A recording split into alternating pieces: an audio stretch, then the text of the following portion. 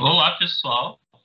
Hoje a gente vai estar começando a palestra sobre Design Thinking, uma abordagem para resolver problemas. Eu sou o João Henrique. Eu gosto muito de design, é algo que eu levo para a vida e também adoro tecnologia. E hoje eu vou estar aqui compartilhando, né, um pouquinho dos meus conhecimentos com vocês, né? Aqui está o meu LinkedIn. Aí fiquem à vontade para se conectar lá, para bater um papo se quiser. E vamos lá. Antes da gente começar, eu queria que vocês imaginassem um cenário, né, em que você criou um produto, mas ele não tem aceitação ou resultados que você esperava. É um cenário bem intenso, né? Se vocês pararem para pensar. Doug Dietz passou por algo parecido. Ele é um design industrial ele era um design industrial na GE Healthcare. É uma empresa que vende, né, produtos tecnológicos para a área da saúde. E ele trabalhou criando vários produtos na empresa. E entre eles, uma máquina de ressonância magnética. Para quem não se recorda, né, do que é uma máquina de ressonância magnética, está aqui a foto, né? É uma máquina que permite você escanear, né, os órgãos internos assim, né, do corpo. Mas por que eu estou falando dessa máquina? Tem uma história bem interessante envolvendo o Doug Dietz essa máquina. Quando ele projetou esse produto, né, criou esse produto para a GE Healthcare, ele passou um tempo desenvolvendo e quando o produto lançou, né, estava no mercado, ele teve a oportunidade de ver um usuário real, né, utilizando o produto. E, coincidentemente, esse usuário era uma criança.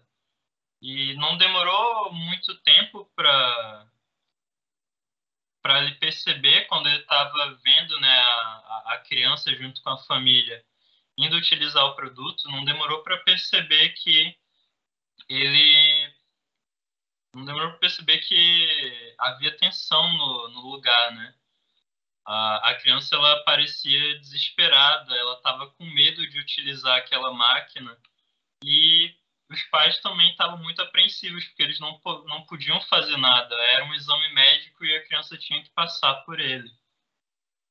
E esse evento chocou muito o Doug e nesse momento ele começou a perceber que as crianças não reagiam bem ao seu produto. Era uma parte do seu público, né, dos seus usuários que não se sentiam bem, né? Até alguns adultos não era tão amigável na experiência para todo mundo. E boa parte das crianças precisavam ser anestesiadas para utilizarem a máquina sem passarem por algum sofrimento. E, além disso, elas precisavam ficar na máquina por pelo menos uns 30 e 45 minutos sozinhas. Então, era um produto, né? Uma máquina desconfortável que, que causava uma experiência bem ruim, né, para as crianças e não era tão amigável de se usar. Ficou bem claro, né, justamente que as crianças que utilizavam a máquina que o Doug criou não tinham uma experiência boa, né? E quando ele identificou isso, ele viu um desafio, né? Era havia uma dúvida enorme na cabeça dele, né? Será que essa experiência poderia ser melhorada? Com essa dúvida, o Doug, junto com o time dele, passou a desenvolver, passou a pensar em uma nova solução para essas crianças, voltada para essas crianças, e ele embarcou em um processo de entendimento dessas crianças, né, para ele saber o que como que ele poderia, né, entregar uma solução mais amigável que realmente mudasse essa visão de algo assustador para algo positivo. Aí ele realizou entrevistas com crianças, com profissionais da saúde para entender, né? E depois de um longo processo, né, de criação, de brainstorms, né? O Doug e o seu time, eles chegaram a uma nova abordagem, que eram salas temáticas com máquinas de ressonância magnética, né? Só que dessa vez coloridas e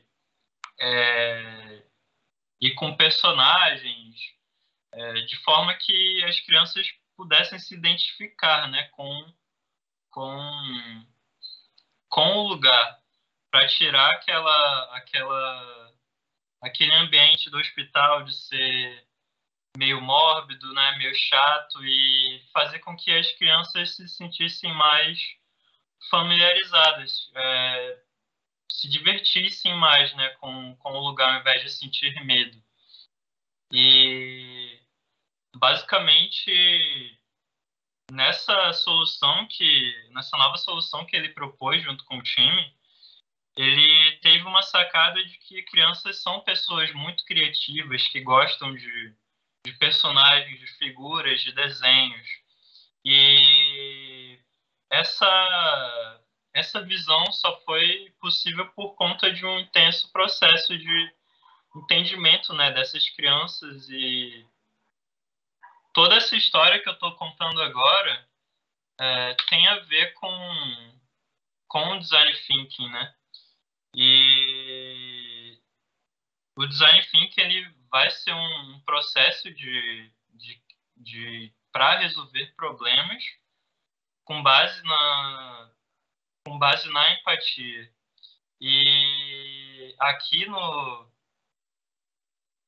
né, a gente pode estar analisando alguns impactos desse processo dessa solução que o Doug propôs, né? O número de crianças sedadas para utilizar a máquina reduziu exponencialmente, que acabou diminuindo os gastos com o medicamento, né? E a experiência de utilizar a máquina não era mais assustadora para muitas crianças. E um relato muito comovente era que algumas crianças chegavam a pedir aos seus pais para voltar no outro dia, para irem experienciarem, né, presenciarem aquele lugar novamente. E quando a gente analisa, né, esse processo todo, a gente vê justamente, né, que a gente consegue perceber, né, que o design thinking ele é uma abordagem que ajuda a resolver problemas por meio de empatia, entendendo profundamente as pessoas envolvidas no problema. Que no caso da situação, né, que a gente está analisando agora, eram as crianças, né, do hospital. E a empatia é uma frase muito importante para a gente falar é uma palavra, né, muito importante para a gente falar de design thinking, porque segundo Daniel Pink, né, tem essa citação: empatia é calçar os sapatos de outra pessoa, sentir com seu coração, ver com seus olhos. E empatia é difícil de terceirizar ou automatizar, mas faz do mundo um lugar melhor. Calçar os sapatos é algo bem, bem chave, né, para entender esse processo que eu acabei de exemplificar agora, né?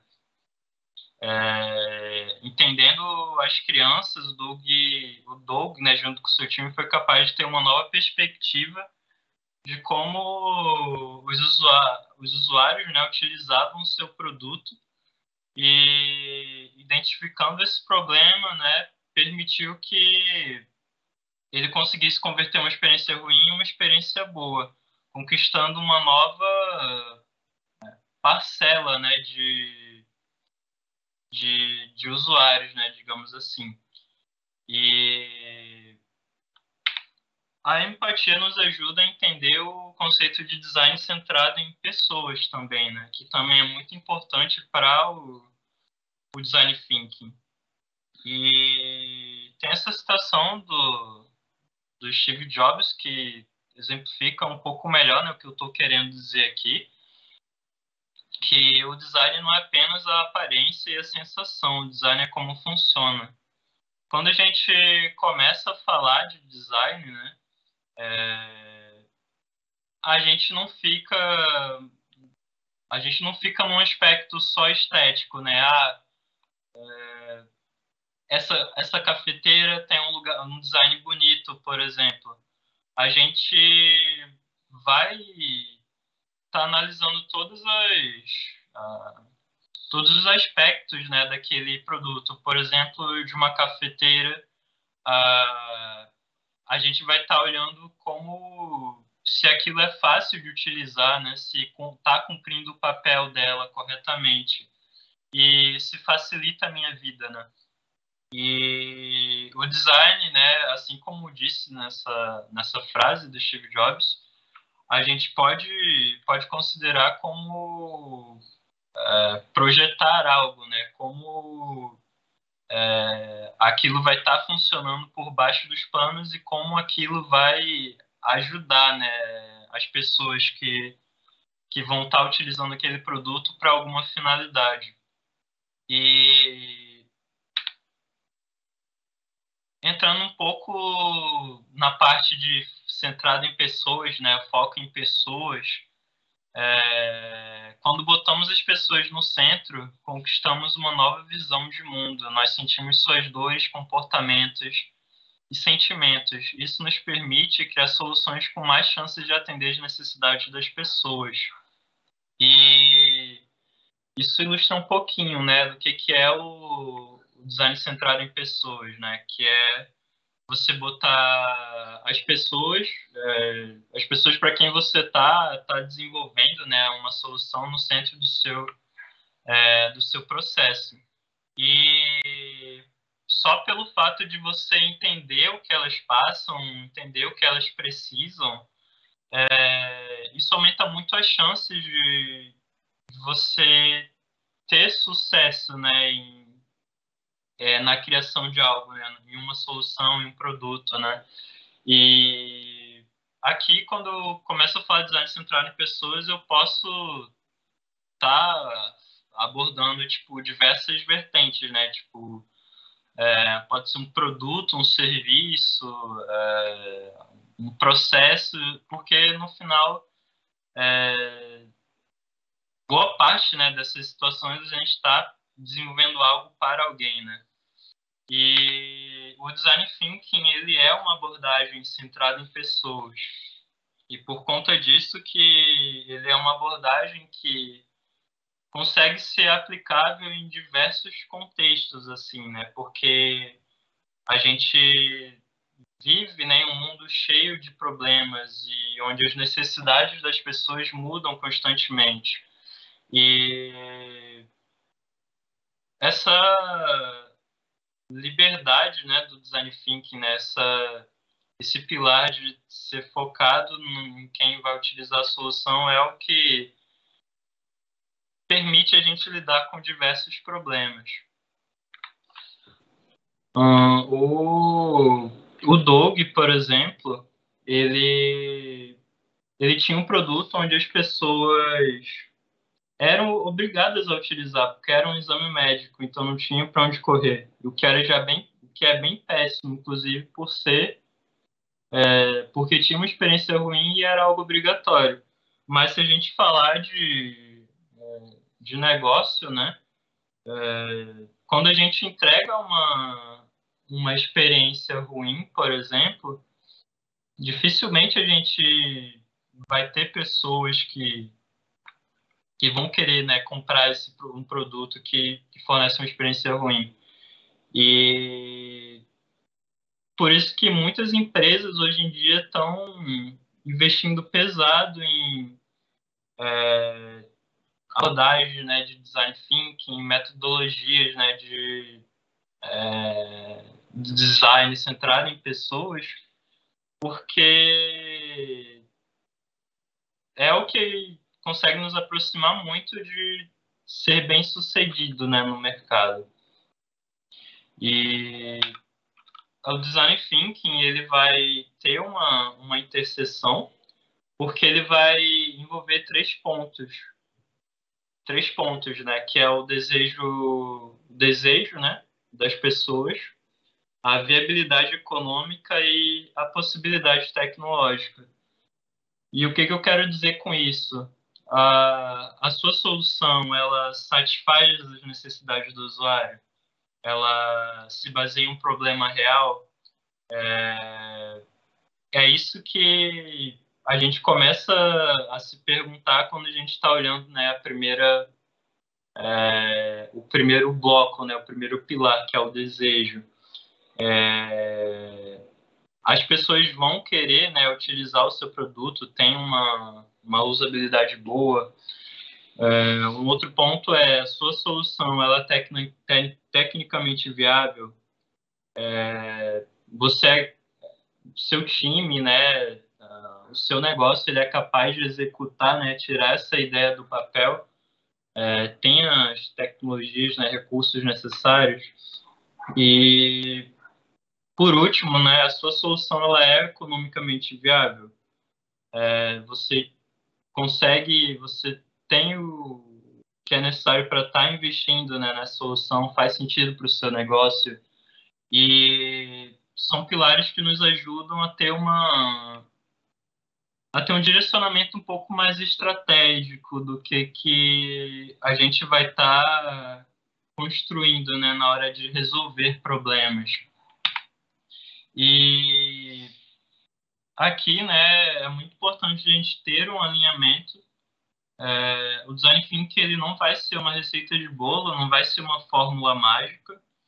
Ele vai ser uma forma de pensar, porque ele vai ser uma forma de guiar você, né, de pensar em estratégias para tá desenvolvendo soluções para problemas na perspectiva, né, dos usuários por meio de empatia. E ele não vai ter uma sequência de etapas bem definidas. Por exemplo, faça isso. A gente pode criar uma ponte com o Scrum, por exemplo, que é uma metodologia ágil, que tem diversos ritos bem definidos, horários bem definidos, e no Design Thinking não é assim, né? A gente tem direcionamentos, né, etapas indicadas, mas não é uma regra, assim, né? Você pode adequar o seu contexto. E uma outra coisa bem importante de entender é que o Design Thinking não tem um dono, é uma abordagem que surgiu por meio de diversas contribuições, né, no decorrer do tempo, contando com... a gente consegue encontrar publicações sobre design centrado em usuários, artigos, né, sobre o tema desde 1950, mas a empresa de design Ideal ficou bastante conhecida, né, por popularizar esse termo como design thinking, né, em si. E tendo uns nomes, né, dentro da empresa bem famosos como David Kelley e Tim Brown também. E analisando algumas fases, né, que a gente pode tá passando ao longo do nosso processo de design thinking, empatia, definir é definir o problema, né? Idear, que seria já idear as possíveis soluções, prototipar, testar e implementar. E essas 6 fases a gente vai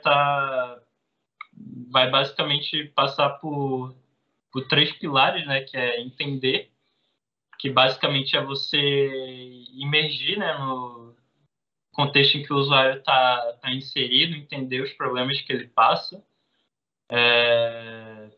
E explorar é basicamente você analisar todas as informações que você coleta e pensar em possibilidades, né? Possíveis soluções para aqueles problemas, né, identificados para resolver, né? Tipo, suprir as necessidades dos usuários, né? E materializar é tirar do papel, né? Tudo que você idealizou junto com o seu time. E para a gente prosseguir, né? A gente pode voltar para o nosso exemplo inicial para entender um pouco melhor cada fase, né? E se a gente traçar um cenário do Doug JTC, a GE Healthcare, né, que era a empresa, a gente tem algo mais ou menos assim, né? O público eram crianças que precisavam utilizar, né, a máquina, o scanner de ressonância magnética, e o desafio era como que poderíamos tornar o scanner, né, a experiência de utilizar a máquina, algo que as crianças iriam amar. E aqui do lado a gente tem o time dele, né? Era um time multidisciplinar, não tinham só designers, mas médicos, né? Pediatras, pessoas que já tinham contato com crianças, né? O que é crucial, né? No design thinking, né? Ter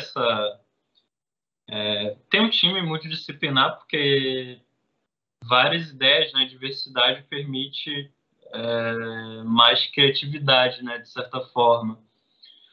E na primeira fase, a gente tem a empatia, né? Que é uma das fases mais importantes, né? Que a gente vai estar visualizando no processo de design thinking. E aqui tem uma frase do Don Norman no livro Design do Dia a Dia. Ele é um design bem conceituado, né? Importante no mercado, que é uma solução brilhante para o problema errado pode ser pior do que ter nenhuma solução. Resolva o problema correto. E essa frase serve bastante para ilustrar um pouquinho essa etapa e outros momentos também, né, do processo de design thinking. Porque a parte de empatia, a gente vai entender quem são. Primeiro que a gente vai ter um problema geral, mas a gente vai entender quem são as pessoas que são afetadas por esse problema, né? O que elas fazem, o que elas falam, pensam, sentem. Aí aqui a gente vai precisar de muita pesquisa para poder entender, né, justamente ter esse contato com as pessoas para quem a gente está desenvolvendo. E basicamente a gente pode, para o caso da GE Healthcare, a gente pode pensar em situações como as crianças ficam um tempo considerável na máquina e isso pode auxiliar, né, na questão da ansiedade, de estar ali preso no local muito pequeno. E o ambiente não era muito confortável, o local tinha uma aparência assustadora para algumas crianças e ainda era barulhento. Havia um relato, né, que parecia que estava indo para um dentista, né, uma criança comentou, o que aí já é bem ruim por si só, né, principalmente para pessoas que normalmente têm medo de dentistas, por exemplo. E um dado, né, que foi levantado é que 80% das crianças que utilizavam a máquina precisavam ser sedadas. E um outro ponto também, né, outro problema era que o cheiro do hospital, o ambiente, não era tão agradável, né? Já tem aquela consciência de ser um lugar para pessoas doentes, né? Aí não era um ambiente tão agradável. E podia afetar também a experiência das crianças. E é muito importante, né, a gente dedicar bastante carinho, né, nessa etapa, porque a gente precisa desse contato, né? E principalmente pelo motivo da gente precisar saber se o nosso problema, o problema que eu imaginei é real, se o produto, né, que eu tô pensando assim de início, ele vai ter necessidades reais, né? Alguém vai querer, né? Vai precisar utilizar. E a gente começa a ter essa perspectiva imergindo no contexto das pessoas para quem a gente está desenvolvendo. E na segunda etapa, a gente vai decidir o problema, e a gente vai chegar com muitos dados, né, muitas informações que a gente coletou da parte de empatia, e a gente precisa, enquanto time, decidir qual vai ser o problema principal a ser atacado, né? É nesse momento que a gente vai estar olhando de uma visão mais macro quais são os problemas que a gente tem, as oportunidades também, para a gente tá criando inovação, né? E é bem importante também alinhar que até aqui a gente ainda não pensa em solução nenhuma, a gente só pensa nos problemas e nas informações que a gente coletou, né? E alguns questionamentos que podem estar surgindo, né? Existe alguma dor que é comum entre os usuários? Existe algum padrão, né? Aí, como que você, por exemplo, priorizaria os problemas levantados na etapa de empatia, né? E um exemplo para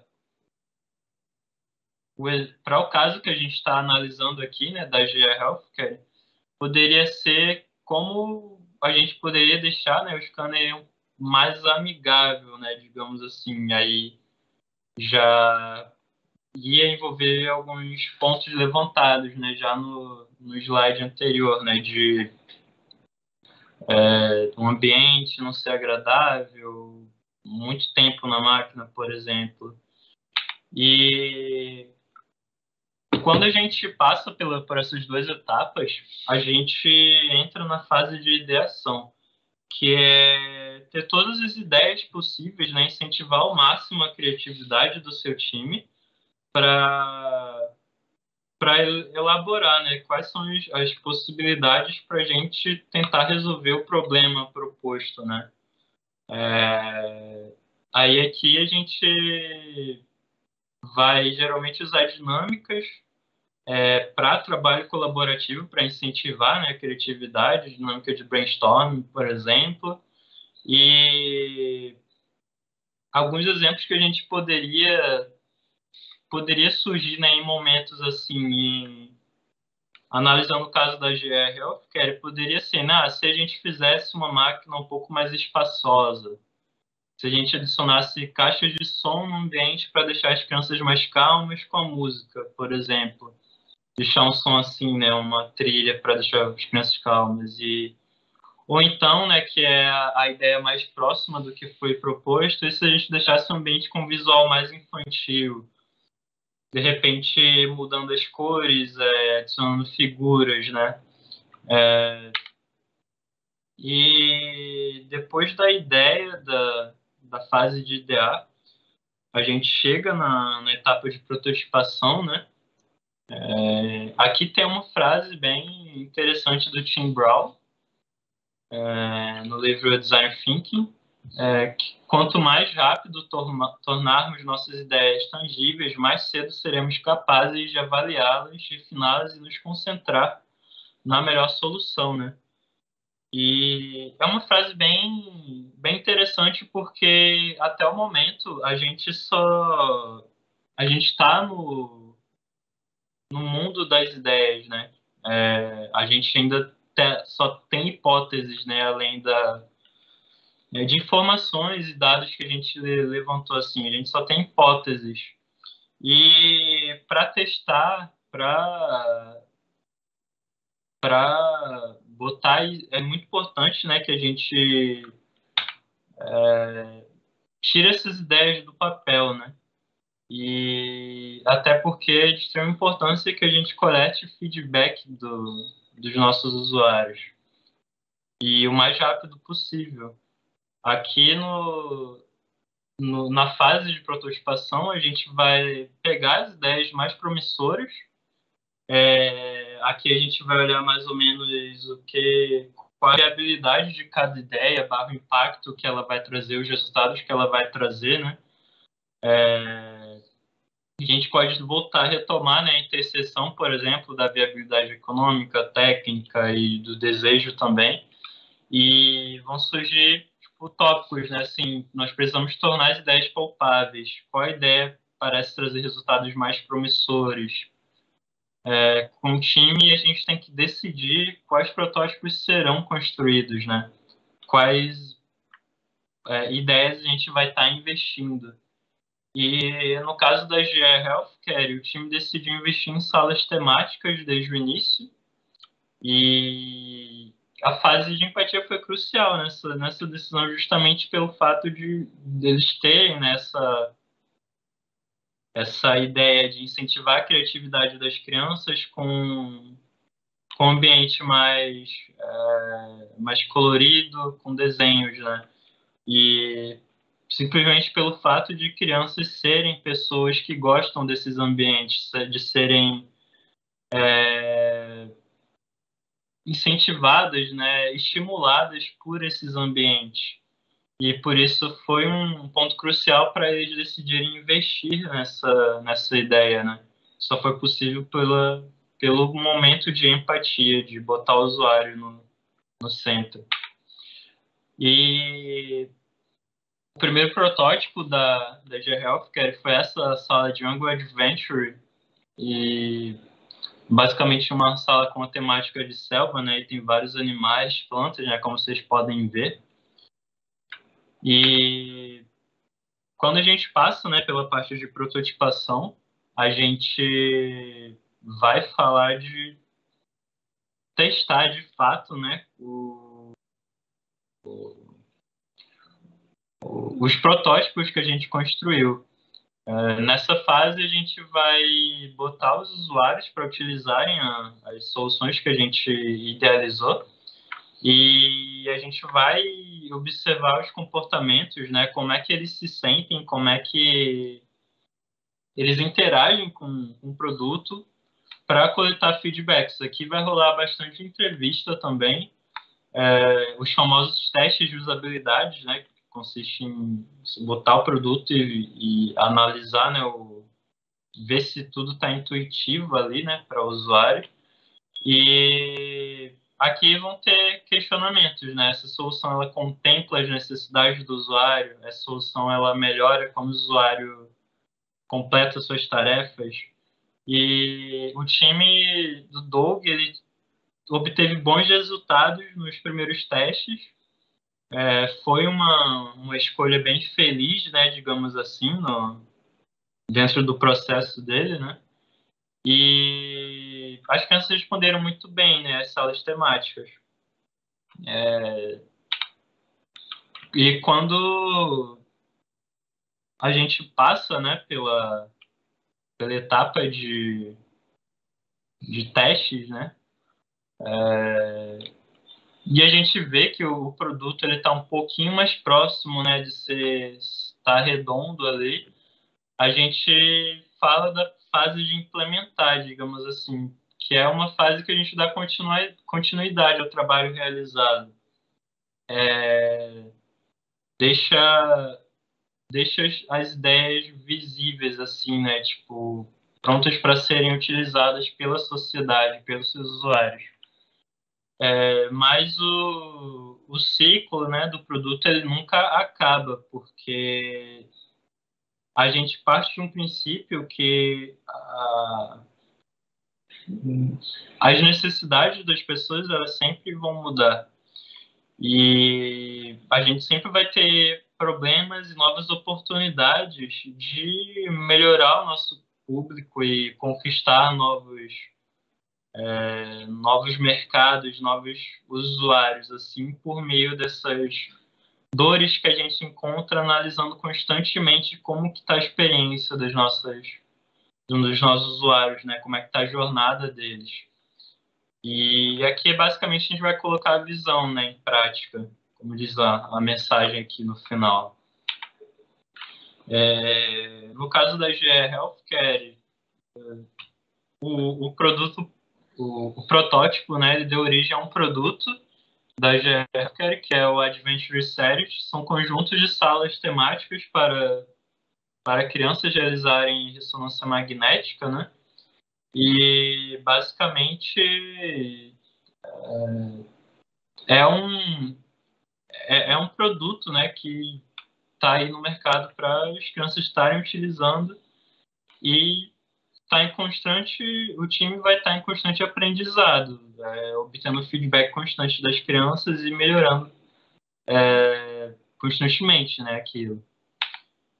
E ainda complementando, né, a nossa a nossa fala, né, sobre as fases, bem importante alinhar que o ciclo do design thinking ele não é linear, né? Não precisa ser, não existe uma regra para isso, porque cada empresa, pessoa, né, você que está realizando um projeto está em um contexto diferente e tem recursos diferentes, né?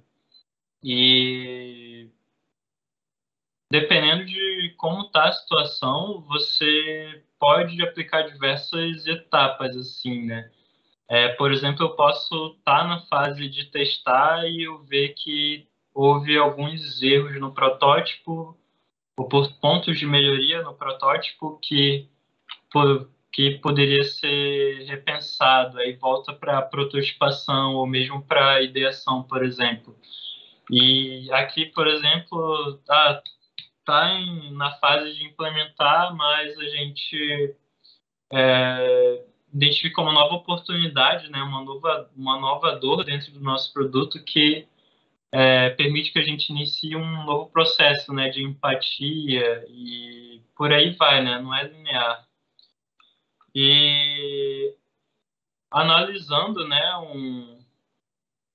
todo esse contexto, né, todo esse cenário do, do Doug Dietz, né, e a GE Healthcare, a gente vê um bom exemplo de design thinking, de solução desenvolvida com empatia, né? E foi um exemplo bem sucedido. Mas um ponto muito importante para a gente alinhar que o design thinking ele não vai te proteger de falhas, né? Porque sempre vão existir muitas variáveis na criação, né, de uma solução quando você vai resolver um problema. E simplesmente essas falhas vão acontecer, mas isso não é um problema, né? Essas falhas são oportunidades de melhorar novamente e iniciar novos processos de empatia, de entendimento do usuário, né? E isso faz parte, né, do processo. E aí a gente pode até retomar na fala do Tim Brown, né, sobre o quanto mais rápido a gente tangibiliza nossas ideias, né, mais a gente tem resultados, assim. Porque a ideia é realmente a gente conseguir botar no mercado nessas ideias, né, prototipar, testar, o mais rápido possível, né, da forma mais mínima para que seja utilizado pelos usuários, para que a gente consiga ter feedbacks e ir melhorando a experiência do produto, né, dentro do seu ciclo, né, de construção. E aqui, né, uma reflexão, né, baseada em tudo que a gente falou do design thinking, que é uma forma de pensar, né, que nos ajuda a lidar com problemas por meio de um olhar humano, né? Esse olhar humano vem da empatia, do entendimento profundo dos usuários, né? O que, novamente, é de extrema importância. Às vezes a gente identifica um problema e de cara já pensa em uma solução e se apaixona perdidamente por essa solução. Mas a gente não vai para a rua validar primeiro, se esse problema ele é real, se